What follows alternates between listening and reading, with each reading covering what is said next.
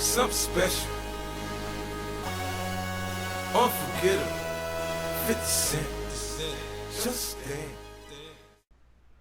Alright, this is a pretty simple basic video about the two types of bets that you're going to pick a side with. One of them is called spread betting or point spread betting, and the other one's called the money line. That's the two type of bets that you pick a team on either side to win. There's also an over/under type bet where you bet the total points from both teams. But for this video, I'm going to talk about the two pick a side type teams. What you see in front of you is just a snapshot of a gambling site's schedule for the day, and I've highlighted the St. Louis Rams against the Philadelphia Eagles in the middle. I circled them in red there, and on the left side of that you've got sort of the point spread type of pick, and it's, you see, like the Philadelphia Eagles are -7 and in parentheses -105. So that's the point spread and the payout for a typical bet if you go to a casino.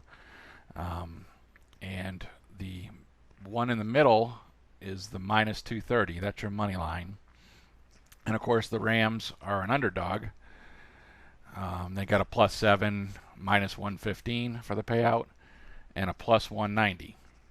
So you see a lot of videos on YouTube, and people make picks every week and try to be handicappers, and sometimes people pick with the points or against the points, and other times you'll just see people, these are my winner, right? So they'll pick all 16 games in the week, and they'll go whatever they go, 12-4 or whatever, because they're just picking winners, who's going to win the game. Of course, people come along and say, hey, you need to that was a great week, it's, you're 12-4, you should have gone to Vegas, should have bet the house on that, right? And so, but the way that Vegas works, or all sports books works, is that it's not as easy as just picking winners, unless you're in some kind of competition pool or something like that. So when you go to pick a game, you have to make a decision of if you want to bet the point spread or if you want to bet the money line, and either one is weighing in a factor on who Las Vegas thinks is the favorite team. In this case, it's going to be the Eagles. So it wouldn't be fair, to just have a heads up. You bet $100 on the Eagles and they give you $100 back. That doesn't make them any money. And a matter of fact, 80% of America is going to pick the Eagles, especially with a 7-point favorite. That in the real world, the gut eye check says, hey, that's not right. So it looks like the point spread is difficult because it's got a point spread and it's got a payout, whereas the money line you're just picking who's going to win the game, but there's a payout to it. So it seems like, hey, if I'm good at picking who's going to be the winner, I should stick with the money line. And that's not necessarily true. It's actually a little bit easier to pick point spreads, and I'm going to explain why, even though there's two components to it. So I've put together a slide here that will demonstrate some of the concepts, and we'll talk about them, and then eventually I'll talk about what kind of win percentage you need if you're going to be a straight up picker or a money line picker versus a spread. Now a spread is sort of designed to be a 50-50 type scenario. It's not exactly that, because it is what the public thinks against what the lines are, but in general that should make an even game if you factor the spread in there. So I've highlighted the spread section of this slide, and for basic novice, what happens is that Miami -7, they're the favorite, and New York Jets in this case are the underdog. So those are terms you'll hear. And what I've lied below with that 7-point, take the 7, give the 7, whatever you want to call it, 7 points, is that if Miami wins 28-20 or anything better than 28-20, that's an 8-point spread, or anything better than 8. Basically, you're going to take 7 points off the Miami, so 28 -7 is 21-20. Miami still wins, Miami pays. If Miami to win by 7, for example, 27-20, then you get a push, basically, once you take the 7 off the Miami side, or add 7 to the New York Jets. Either way, it would be 20-20 if you took the 7 off the Miami side. And so it would be a draw or a tie or a push. Both sides get their money back in that. No money transfers hands. And of course, if Miami wins by 6 or less, such as 26-20, or New York Jets win outright as the underdog, then the New York Jets are going to pay that side.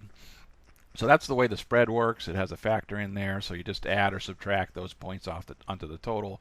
And sometimes you end up in a draw, and other times one of the two sides win. So I've also got the second portion of the spread is called the payout. That's the parts in parentheses. So minus 110 and minus 120. And basically, so Miami is minus 110. So what they're really saying there is you can risk $110, so you can put down a $110 bet.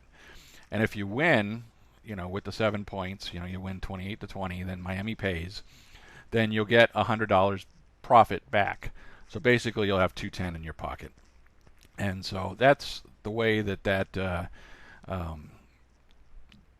casino makes some money off of that. They take 10%, or it's a little bit less, 9%. But sometimes you won't get 110 odds, so I put a 120 down there for New York Jets, and so that one you have to bet 120. You have to risk a little bit more money to win the 100. So that's a second factor that'll start to mitigate that spread. And it's another factor you have to consume when you're determining whether or not to make a pick. The money line is a different. It still has a payout, and I didn't put in parentheses this time because they typically don't. But it's you don't factor points into it. So if Miami wins the game, then they pay. If New York Jets win the game, then they pay. And in the odd chance that you end up in a draw or tie, then you get your money back, just like it was a push above in the spread.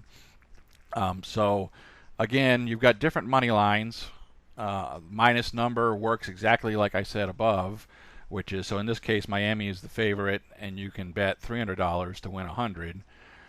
So that means that you'll get $400 back if you win, but it's a low percentage or low amount of money back relative to what you risked. And the reason for that is Miami is a favorite, right? Miami's supposed to win. They're going to win X percent of the time, higher than 50. So that's why you get less than the full money amount. Whereas the underdog, New York Jets, are plus 250. So that means if you bet 100, you're going to get back $250 profit. You'll get a $350 check back. So that has, of course, you win a lot more money for your amount relative to your risk, but New York is not expected to win straight up, so it's a lower percentile that you'll hit that. Thus, the increase in the money.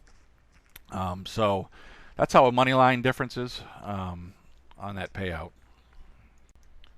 So I've thrown up 4 random payouts up in this portion and highlighted up there, and 120, 110. Sometimes you don't see the 110 in parentheses when you go to bet. If you don't have the parentheses next to your spread, then it assumes it's 110, minus 110. And that's that's the normal bet. That's what they consider a normal bet. Minus 120, you're not getting as great of an odds. Even is another one that you'll see sometimes. So that just means you bet 100, you win 100. So that's better than the 110, minus 110. And sometimes you'll even see plus numbers, like plus 105, and that just means that's the opposite. You bet 100 to win 105, so you're winning more than you're risking, right? So at minus 110 odds, you must win 52.38 percentile to break even. So you have to pick better than 52.3, 52.4% against the spread. Sometimes you don't get the 110 odds in real life, so I just did a minus 115. That's another number that you'll see sometimes. That's just you normally don't get minus 120, but some of your games will be minus 120. So if I just took minus 115, it bumps it up a little bit. You have to win more because you're not winning as much money every time that you win. Of course, every time you lose, your money just goes away, whatever you bet. So that stays constant. If you bet $110, I bet $100. Whereas your winnings that you get back will differ. So at minus 115, you have to go up a little bit to 53.5%, roughly 53.49. So you would need to hit 53.5 basically to break even. Of course, that's a lot of money and time. So you need to do better than that. So that's an example of payouts. When the money line, you get really, really big payouts, whereas your spread, you're always going to be in the minus 120 somewhat to plus 105, maybe plus 110, minus 130 once in a while.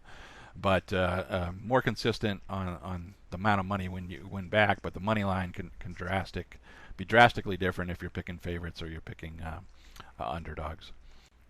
So up to now, we've been talking about very basic novice type stuff. If you've never bet a game, or if you don't understand what the YouTube people, when they say, hey, I just pick straight up, or I just pick the games, I don't pick with the numbers, pick with the spread. And you see ATS against the spread examples out there of people giving their picks against the spread.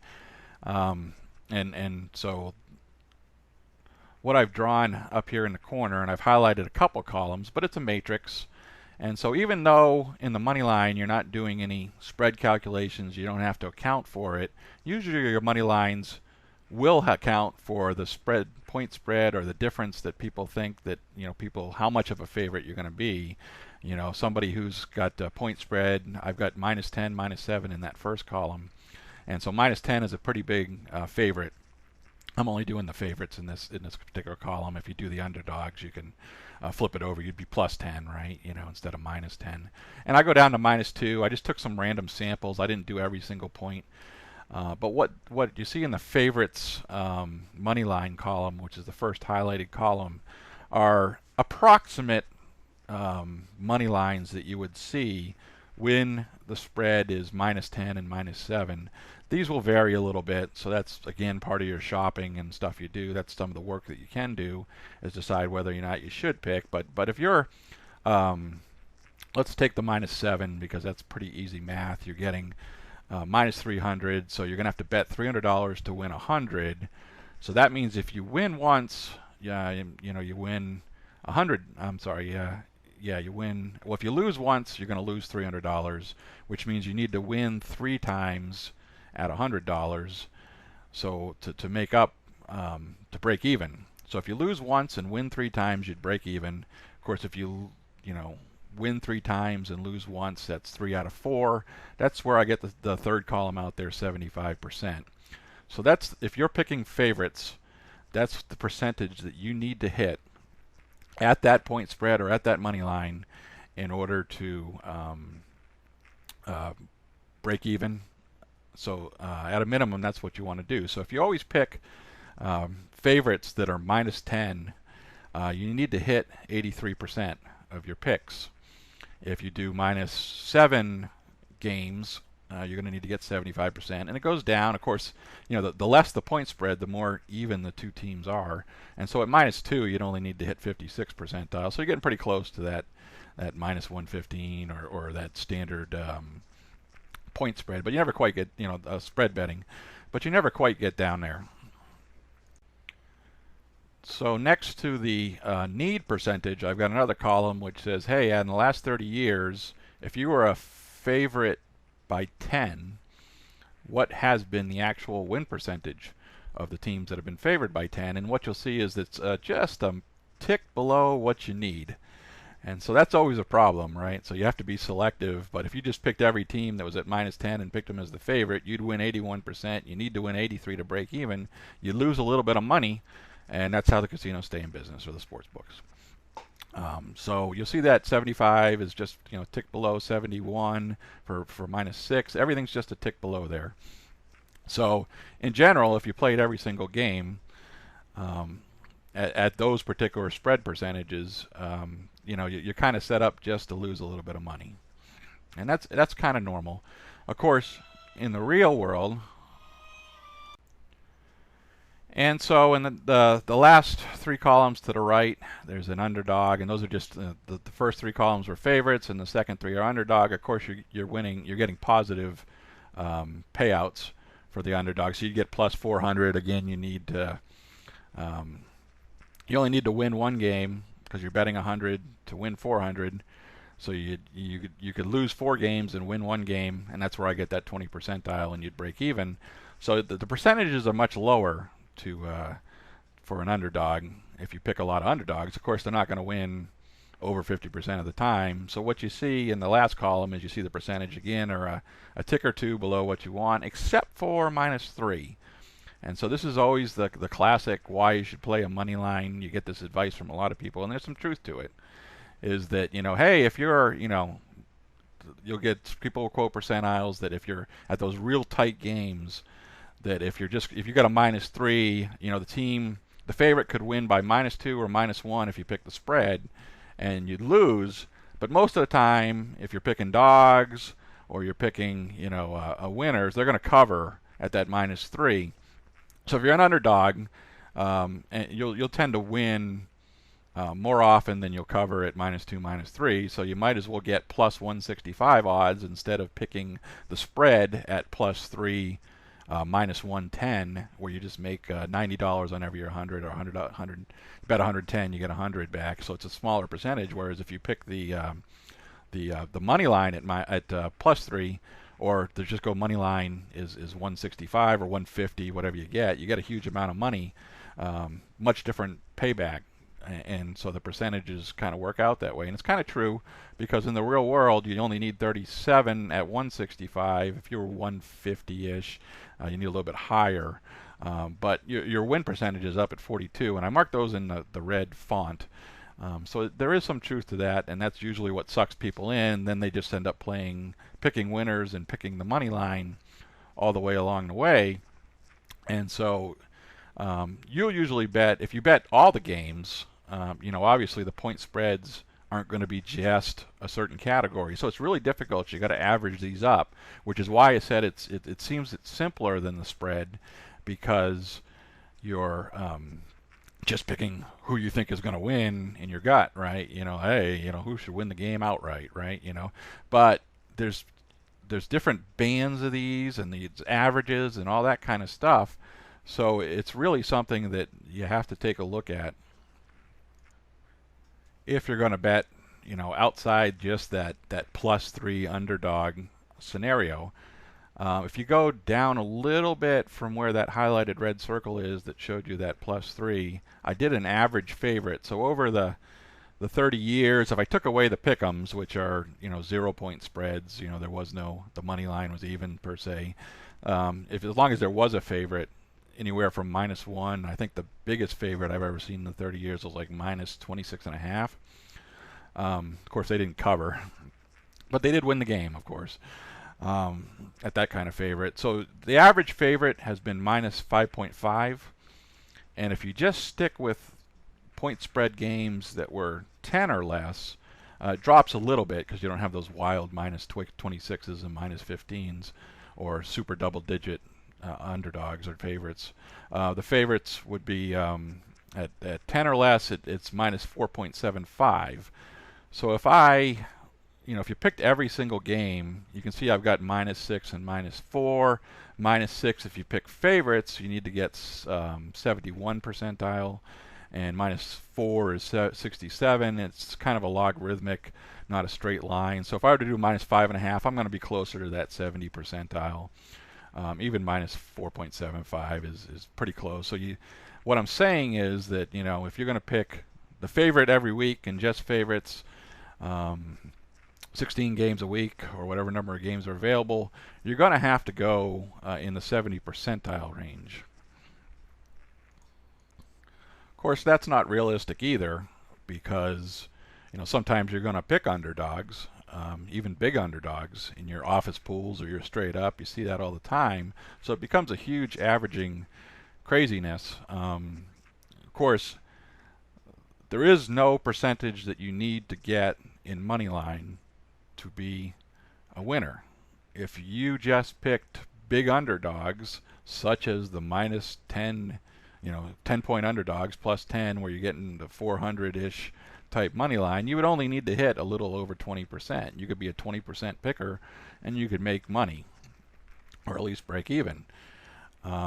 Whereas if you're the 10-point favorite picker, then you'd need an 83 percentile or more to win. So you'll see, as if you go through people like Wager Minds, I know they have stats and you can see people's money lines. Sometimes people will pick not real. There's never going to be those two extremes that I just mentioned, but sometimes you'll have people that are 48% winner and they've actually got a positive unit, and other people will be 70% pickers and have a negative unit.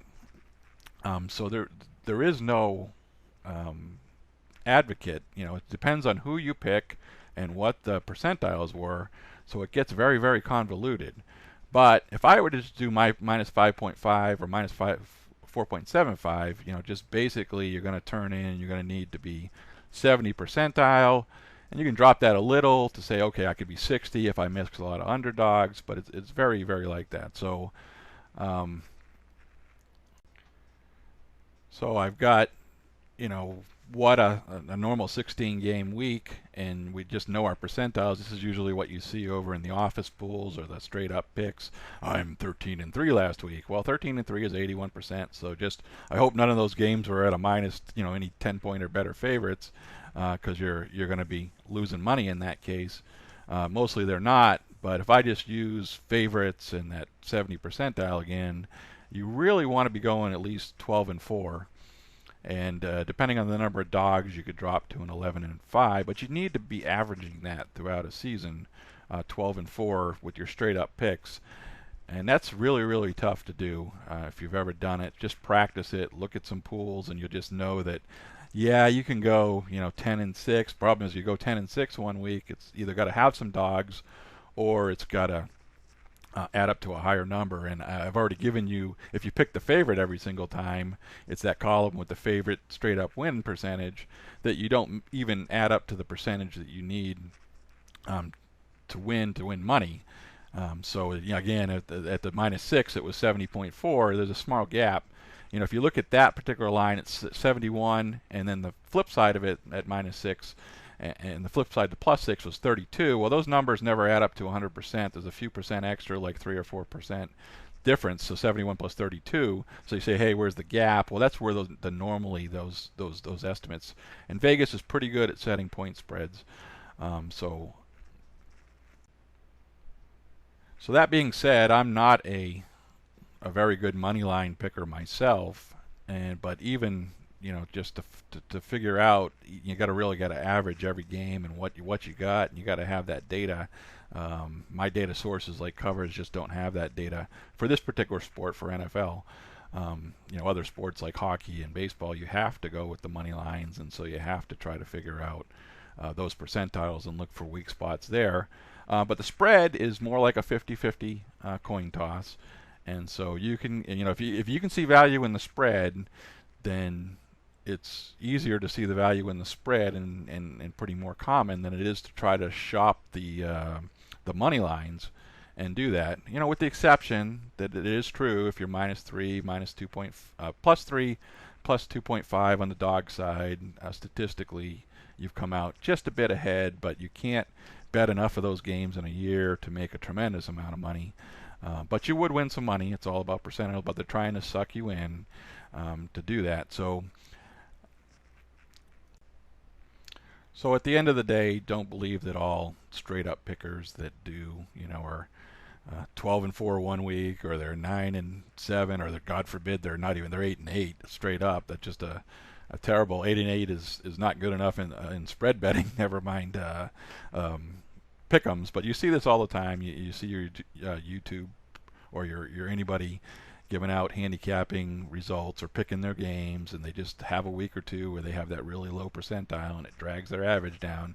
You need to be 12-4 or better. That's probably, if you're 12-4 all the time, you're gonna be a real good picker then. So don't really look for pickers that are 10-6 average, or anything like that are 62%, 68% pickers. You really need guys who are 75 or better, and that's really, really hard to do. Just like it's really, really hard to do 53.5% or whatever ATS.